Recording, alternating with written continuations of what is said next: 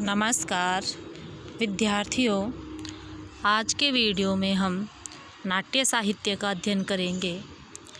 जैसा कि आप जानते हैं कि दृश्य काव्य रूपक के 10 भेद होते हैं। नाटक, प्रकरण, भाण, व्यायोग, समौकार, डिम, ईहा, मृग, अंक और वीथी, प्रहसन। ये सभी रूपक की विधाएं हैं, इसलिए इस साहित्य को नाट्य साहित्य कहा जाता है। तो आइए प्रारंभ करते हैं। भास के त्रयोदश नाटक चक्र से। महाकवि भास का समय कालिदास से पूर्ववर्ती माना जाता है, क्योंकि कालिदास ने मालविकाग्निमित्रम की प्रस्तावना में भास का नाम उल्लेख किया है। इनका समय 300 से 200 ईसा पूर्व माना जाता है। ये संस्कृत साहित्य के प्रथम नाटककार थे। इनकी कुल 13 कृतियाँ, 13 रूपक है। इन 13 कृतियों को खोजने का कार्य टी गणपति शास्त्री ने किया। भास के नाटक तंजौर के पुस्तकालय में मिले थे। इन 13 रूपकों की प्रामाणिकता को लेकर त्रावणकोर राज्य में विद्वानों में मतभेद पैदा हुआ। यह समस्या भास समस्या के नाम से प्रसिद्ध हुई है।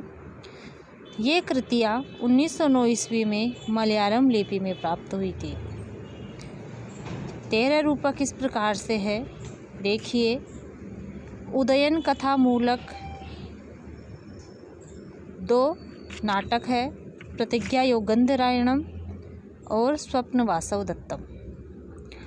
और रामायण की कथा को लेकर प्रतिमा नाटकम और अभिषेक नाटकम है। और महाभारत की कथा के आधार पर उरुभंगम, दूतवाक्यम और पंचरात्रम, दूत घटोत्कचम, कर्णभारम, मध्यम व्यायोग, बालचरितम, इस प्रकार के नाटक है।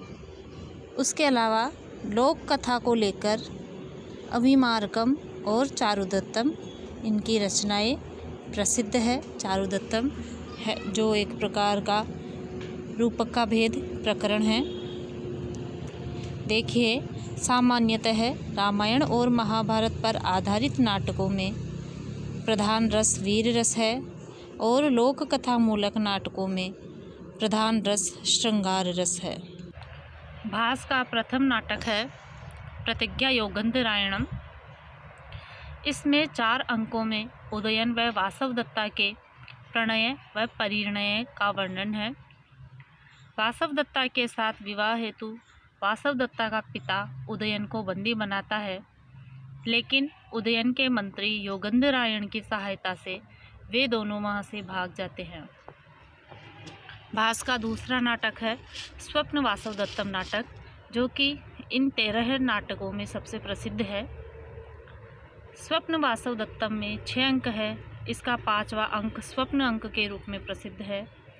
इसमें स्वप्न में स्थित उदयन तथा जगी हुई वासवदत्ता के संवाद को प्रस्तुत किया गया है। इस नाटक को प्रतिज्ञा योगंधरायण का उत्तरार्ध माना जाता है।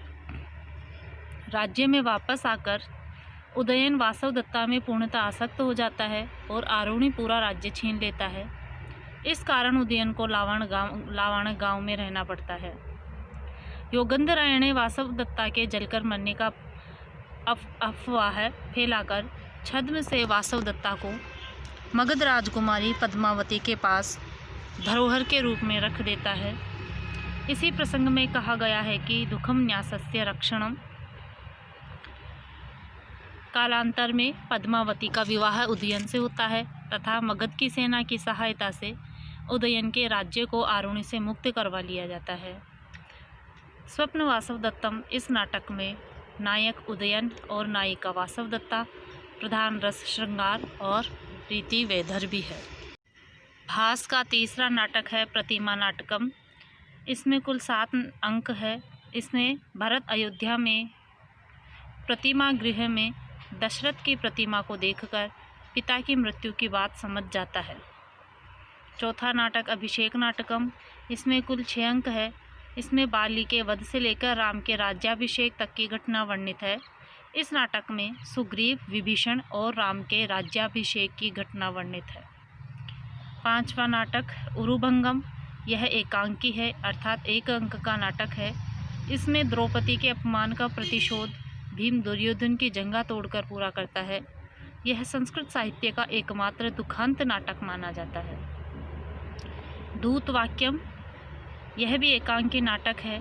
इसमें महाभारत के युद्ध से पूर्व पांडवों की ओर से श्री कृष्ण के द्वारा संधि प्रस्ताव ले जाने एवं उसकी असफलता का वर्णन है। इस नाटक में प्राकृत श्लोकों का अभाव है। 7वां नाटक है पंचरात्रम।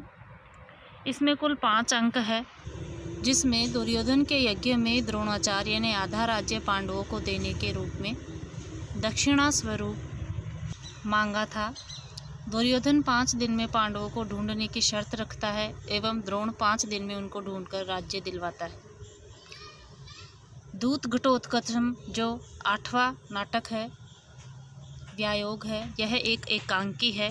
इसमें अभिमन्यु की मृत्यु के बाद भीम के पुत्र घटोत्कच को दूत बनाकर भेजा जाता है तथा दुर्योधन उसका अपमान करता है।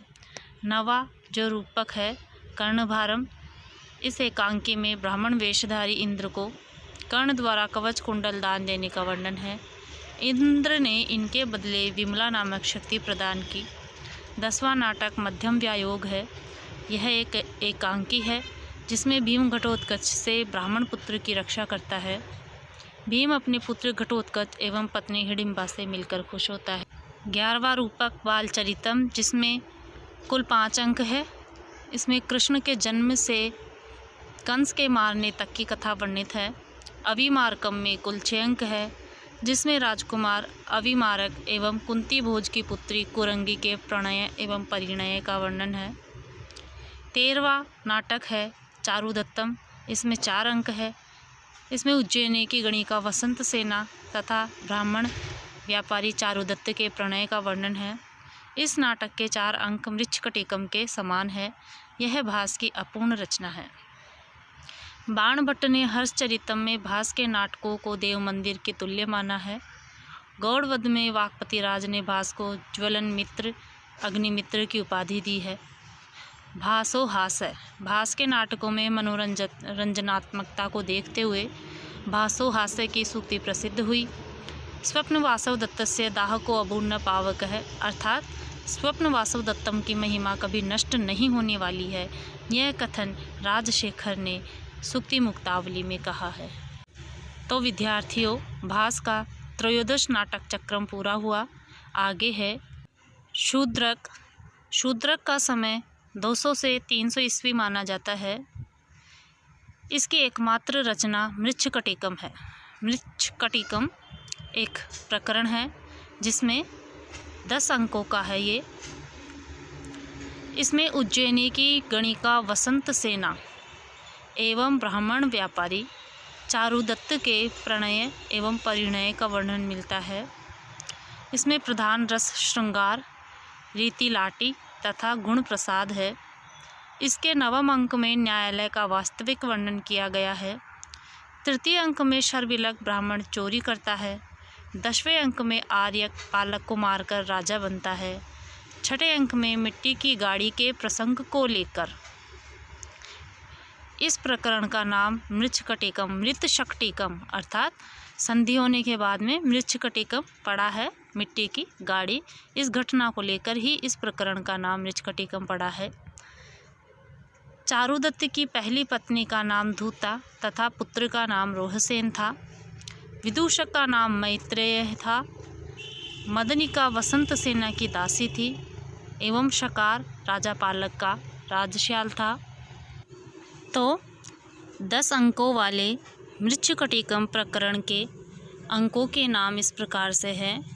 प्रथम अंक का नाम अलंकार न्यास, द्वितीय का द्युतकर संवाहक, तृतीय का संधि विच्छेद, चतुर्थ अंक का नाम मदनिका शर्विलक, पंचम अंक का दुर्दिन, षष्ठम का प्रवहरण विपर्य, सप्तम अंक का आर्य का अपहरण, अष्टम अंक का नाम वसंत सेना मोटन और नवम अंक का नाम व्यवहार एवं दशम अंक का नाम संहार है। तो इस प्रकार से विद्यार्थियों, इस प्रकरण में घटित विभिन्न घटनाओं के घटनाक्रम के आधार पर इसके 10 अंकों के नाम निर्धारित किए गए हैं। इसके पश्चात है नाटककार विशाखा दत्त। विशाखा दत्त के पिता का नाम पृथु तथा पितामह का नाम बटेश्वर दत्त था। इनका समय 400 ईस्वी के आसपास माना जाता है। इनकी प्रमुख कृति का नाम मुद्रा राक्षस है। मुद्रा राक्षस 7 अंकों में विभक्त राजनीति विषयक नाटक है।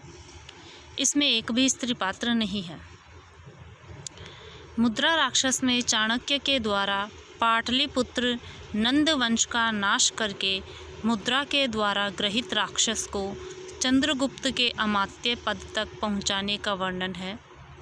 श्रृंगार व हास्य रस का अभाव तथा वीर रस प्रधान रस है। यहाँ विदूषक का भी अभाव है। मुद्रा राक्षस का मुख्य रस वीर है एवं रीति वैदर्भी व गौड़ी का मिश्रण माना जाता है। मुद्रा राक्षस का नायक चाणक्य था। राक्षस महानंद का मंत्री था।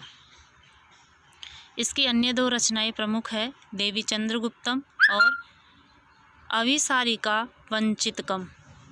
देवी चंद्रगुप्त में रामगुप्त, चंद्रगुप्त और ध्रुव स्वामिनी की कथा है। अविसारिका वंचितक में उदयन, वासवदत्ता व पद्मावती के प्रणय परिणय का वर्णन है। विशाखा दत्त के बाद हम अध्ययन करेंगे भवभूति का। इनका समय 680 से 750 ईस्वी माना जाता है। इनके पिता का नाम नीलकंठ तथा माता का नाम जातुकर्णी था।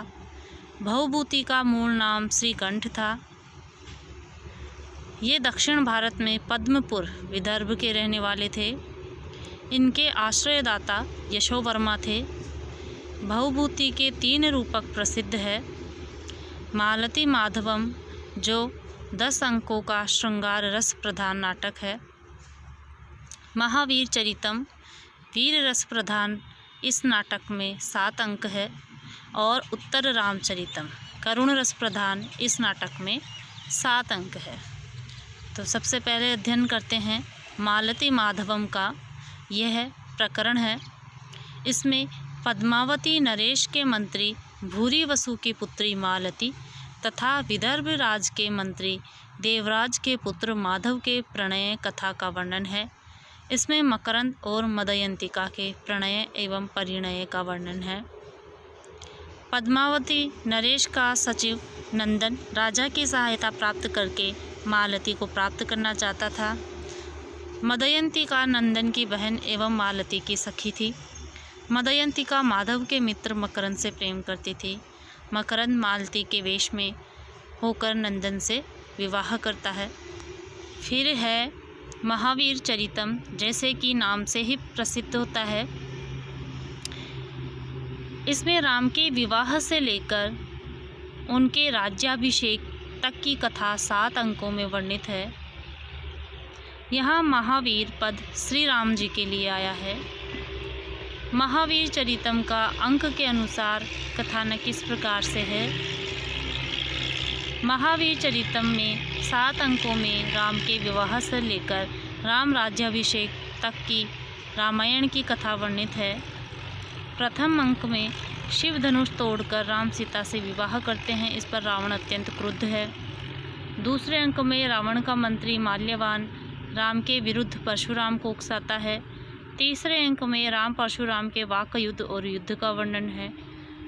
चौथे अंक में परशुराम पराजित होते हैं। माल्यवान के षड्यंत्र से शूर्पणखा कैकेयी की दासी मंथरा के रूप में कैकेयी का पत्र राम को देती है कि दशरथ के वरदान के अनुसार 14 वर्ष वन में रहे और भरत राजा हो।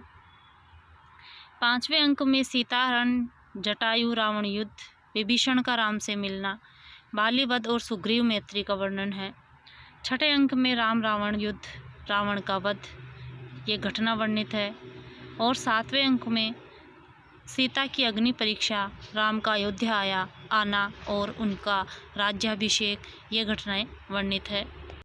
इसके बाद है महाकवि भवभूति का तीसरा एवं सबसे प्रसिद्ध नाटक उत्तर रामचरितम। इसमें 7 अंक है। इसका प्रमुख रस करुण रस है। इसमें रामायण के उत्तरकांड की कथा वर्णित है। इस नाटक को सुखांत बनाने के लिए अंत में राम और सीता के मिलन की घटना को जोड़ा गया है। इस नाटक में राम की बहन का नाम शांता बताया गया है। इस नाटक में गुप्तचर का नाम दुर्मुख, सीता की सखी का नाम वासंती तथा वाल्मीकि के शिष्यों के नाम सौदातकी तथा दंडायन है।